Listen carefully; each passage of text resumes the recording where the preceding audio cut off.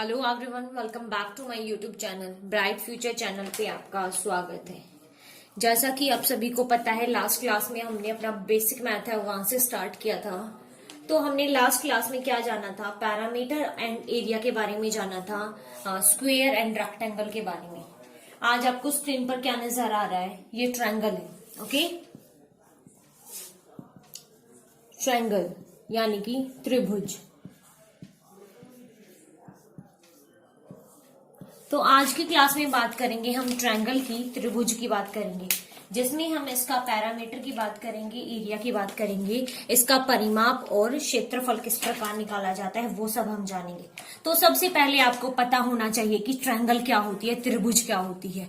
नाम से ही पता चल रहा है त्रिभुज यानी कि जिसकी तीन भुजाएं हो। ये थ्री साइड्स आपको नजर आ रही हैं, जैसे कि इसका नाम रख लेते हैं हम ए, B and C.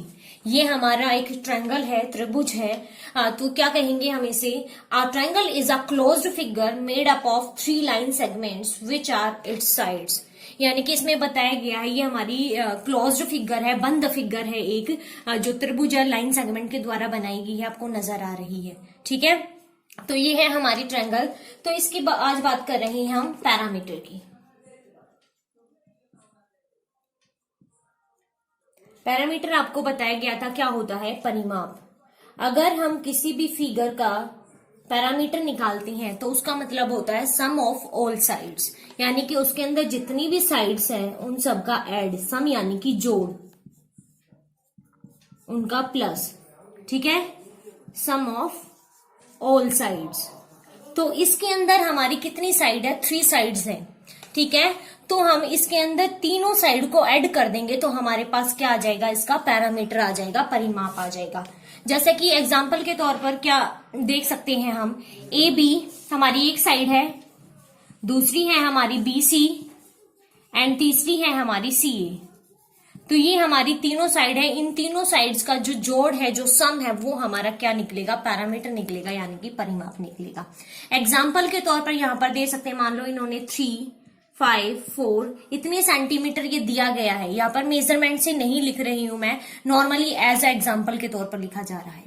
A B हमारा यहाँ पर दिया गया है 3 सेंटीमीटर, 3 प्लस बी सी है हमारा 4 प्लस सी ए है हमारा 5। हम तीनों को ऐड करेंगे, थ्री साइड्स हैं हमारे ट्रायंगल की, तीनों को अगर हम ऐड करते हैं तो हमारा क्या आता है? पैरामीटर आता है। यस, 3 और 4 7, 7 एंड 5 12 सेंटीमीटर हमारा क्या आ गया? पैरामीटर आ गया, परिमाप आ गया। ठीक है, ये बात की हमने पैरामीटर की। इसके बाद बात करते हैं हम एरिया की। एरिया की बात करते हैं हम,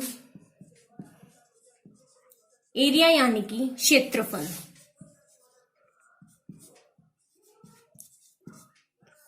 ओके, जब भी हम ट्रायंगल के एरिया की बात करेंगे, ये हमारा पार्टीशन के अकॉर्डिंग होता है। जो हमारे टाइप्स ऑफ ट्रायंगल होते हैं, यानी कि त्रिभुज के प्रकार होते हैं, उनके बेस पर हमारा फॉर्मूले चेंज होते रहते हैं।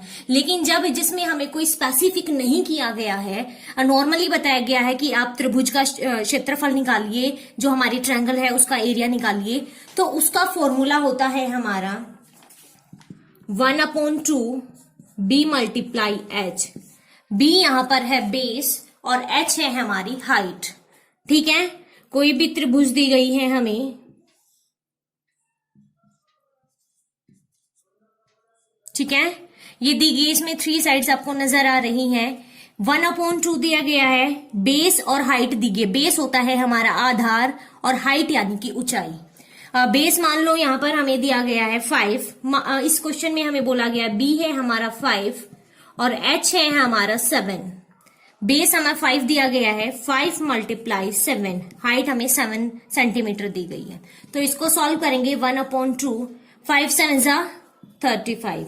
इन दोनों के बीच में कोई साइन नहीं है, ये हमारे ब्रैकेट को सॉल्व करेंगे, मल्टीप्लाई का साइन हो जाएगा। इसे हम सॉल्व करेंगे, कट रहा है तो काट के सॉल्व कर देंगे, वरना तो अब इसे सॉल्व करेंगे। ये हमारा 35 है, अगर ये कट नहीं रहा है तो इसे मल्टीप्लाई करेंगे 35/2। इसको हम इससे डिवाइड करेंगे तो ये आ जाएगा हमारा 17.5 सेंटीमीटर। ओके, ये फिगर आपको नजर आ रही है, ये नॉर्मली एक फिगर लिया मैंने जिसमें ये हमारा राइट एंगल दिखाया गया है 90 डिग्री का।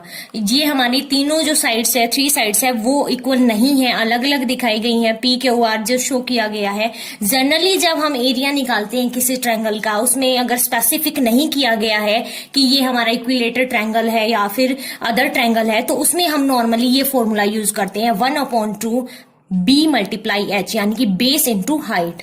ठीक है, तो बेस क्या होता है हमारा, आधार, और हाइट यानी कि ऊंचाई। तो इसका फॉर्मूला हम हिंदी में भी लिख सकते हैं 1/2 आधार गुना ऊंचाई। ओके, तो इस प्रकार हम इसका एरिया सॉल्व कर सकते हैं जिस प्रकार आपको दिखाया गया है। तो जिसमें अगर मान लो हमें एरिया दिया गया है, क्षेत्रफल दिया गया है, बेस या हाइट हमें सॉल्व करनी है, तो वो भी हम इसके अंदर कर सकती हैं।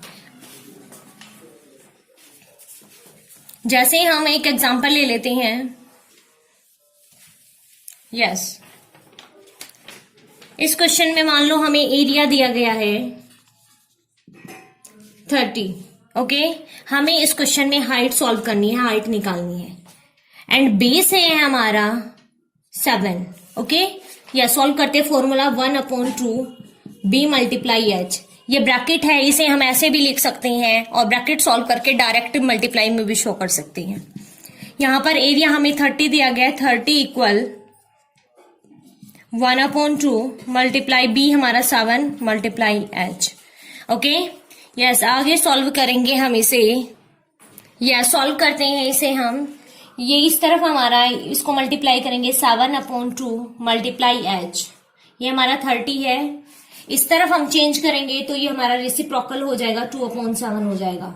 इस तरफ हमारा एच बचा, इसको हम इससे डिवाइड कर देंगे, डायरेक्ट नहीं हो रहा तो मल्टीप्लाई करेंगे, ये आ जाएगा हमारा 60/7 इज इक्वल टू एच। इसको हम डिवीजन करके पॉइंट की डेसिमल की फॉर्म में लिख सकते हैं, 1 एज इट इज छोड़ सकते हैं। ये हमारा एच आ गया, हाइट आ गई। क्लियर?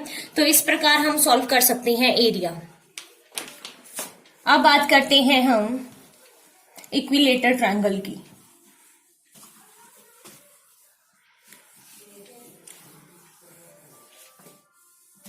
यस, आपको बताया था कि पैरामीटर होता है हमारा sum of all sides. Okay, yes. तो अब बात कर रहे हैं हम इक्विलेटर ट्रायंगल। इक्विलेटर ट्रायंगल क्या होता है हमारा?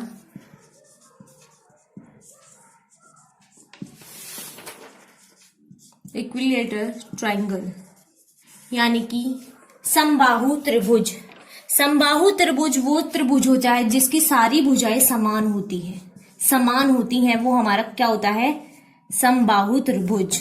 ओके, तो क्वेश्चन में हमसे पूछ लिया जाता है, इक्विलेटर ट्रायंगल है, उसकी एक साइड दे दी जाती है, तो आपको सॉल्व करना है, पैरामीटर निकालना है उसका। ठीक है, तो इसका हम पैरामीटर निकालेंगे तो वो उसका फॉर्मूला क्या होगा? जैसे कि एग्जांपल के तौर पर ये फिगर आपको नजर आ रही है, फिगर देखिए। यस, इसमें क्या है? ए बी, बी सी और सी ए, 3 साइड्स हमारी हैं। इक्विलेटर अभी आपको बताया मैंने, वो त्रिभुज होता है जिसकी सारी भुजाएं समान होती हैं, all sides are equal. Okay, तो इसमें ए बी है, अगर वो 3 है तो बी सी भी 3 होगी और ए सी भी 3 होगी हमारी। तो इसे हम इस तरह भी लिख सकते हैं, A B equal B C equal C A. Okay, तो इसका फॉर्मूला बनेगा हमारा 3 मल्टीप्लाई साइड, क्योंकि सभी साइड है जो इसकी तीनों भुजाएं हैं वो इक्वल है हमारी, तो इसलिए अगर इसका पैरामीटर निकाल रहे हैं हम तो हमारा बनेगा 3 multiply side.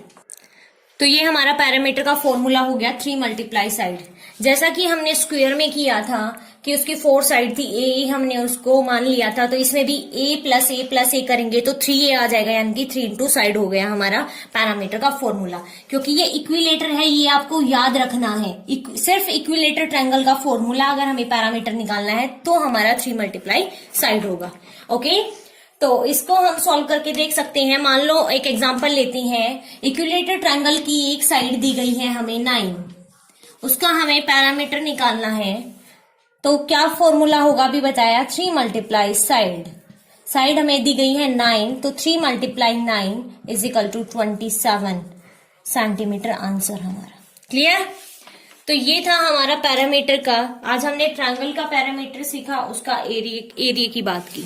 Okay, last class में हमने स्क्वायर एंड रेक्टेंगल की बात की थी, जिसमें आपको बताया गया था कि किस प्रकार उसका पैरामीटर एंड एरिया निकालना है। ओके, लास्ट क्लास में हम स्क्वायर एंड रेक्टेंगल के बारे में पढ़ रहे थे, जिसमें आपको कंसेप्ट क्लियर किया था पैरामीटर एंड एरिया का। ओके, तो सबसे पहले बात करते हैं हम स्क्वायर की। स्क्वायर में आपको बताया गया था कि जब हम उसका पैरामीटर निकाल रहे हैं, उसका फॉर्मूला क्या होता है हमारा, 4 मल्टीप्लाई साइड।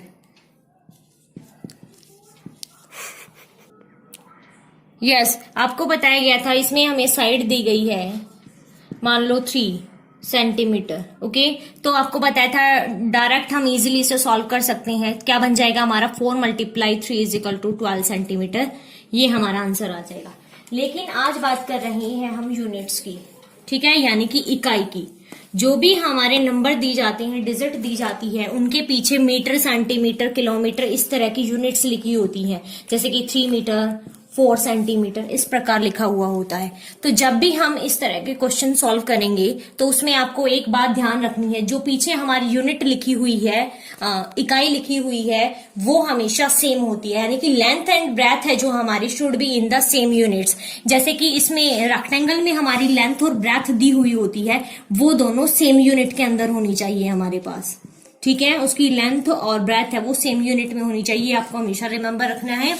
ओके, और जब हम बात कर रहे हैं स्क्वायर की, तो इसमें भी जो साइड दी गई है, अगर वो 2 पार्ट्स में दी गई है, तो उसे हम एक यूनिट में बनाकर उसे सॉल्व कर सकते हैं। जैसे कि साइड है वो इस तरह भी दी जा सकती है, 2 मीटर 20 सेंटीमीटर, ये पूरा एक दिया गया है, ठीक है। तो इसे हम कैसे सॉल्व करेंगे, इसको एक यूनिट में कन्वर्ट करना है, या तो हम इसे मीटर में बनाएंगे दोनों को, या फिर सेंटीमीटर में कन्वर्ट करेंगे। आपको पता है 1 metre is equal to 100 centimetre, तो 2 मीटर का क्या बन गया हमारा, 100 multiply 2 is equal to 200 centimetre. Okay, तो इस प्रकार ये बन गया हमारा 200, और ये 20 हमारे पास ऑलरेडी पहले से ही है, तो ये बन गया पूरा हमारा 220 सेंटीमीटर। तो ये साइड है वो हमारी पूरी बन गई 220 सेंटीमीटर। अब इसे सॉल्व करेंगे हम, 4 मल्टीप्लाई 2 20, देन अब हमारा आंसर आ जाएगा, ये अब किस यूनिट में आया है, सेंटीमीटर में, पूरा सेंटीमीटर में आएगा हमारा। क्लियर? तो इस प्रकार हम इसे सॉल्व कर सकते हैं। इसी प्रकार जब हम रेक्टेंगल की बात करेंगे, रेक्टेंगल की बात करेंगे, तो इसमें जो हमारी लेंथ एंड ब्रेथ दी हुई होती है, उन दोनों का जो मेजरमेंट है वो हमारा सेम यूनिट में होना चाहिए। लेंथ मान लो हमारी दी गई है यहाँ पे 2 मीटर एंड ब्रेथ दी गई है हमारी 30 सेंटीमीटर, तो इसको भी पहले हम एक यूनिट में कन्वर्ट करेंगे। ओके, जैसे आपको तो हमारा 2 मीटर इसे सेंटीमीटर में कन्वर्ट करेंगे तो बन जाएगा हमारा 200 सेंटीमीटर, क्योंकि 1 मीटर में 100 सेंटीमीटर होते हैं, तो 2 मीटर में 200 सेंटीमीटर हो गए। ओके, तो ये बन गई हमारी लेंथ एंड ब्रेथ है हमारे पास 30 सेंटीमीटर। तो इसका एरिया हम सॉल्व करते हैं। एरिया का फॉर्मूला है हमारा L इंटू बी। L हमारा हो गया 200 सेंटीमीटर एंड B हो गया हमारा 30 सेंटीमीटर। इनको हम मल्टीप्लाई करेंगे तो बनेगा हमारा 6000 सेंटीमीटर स्क्वायर, क्योंकि दोनों की यूनिट हमारी cm है, सेंटीमीटर में है। क्लियर? तो इस प्रकार हम इसे सॉल्व कर सकते हैं। पैरामीटर भी इसी प्रकार सॉल्व किया जा सकता है। पैरामीटर में अगर हमें यूनिट्स चेंज है तो उसे पहले एक यूनिट में बनाएंगे, सेम यूनिट, देन सॉल्व करेंगे। ओके, तो होपफुल आपको ये क्लास अच्छे से समझ आई। Thank you.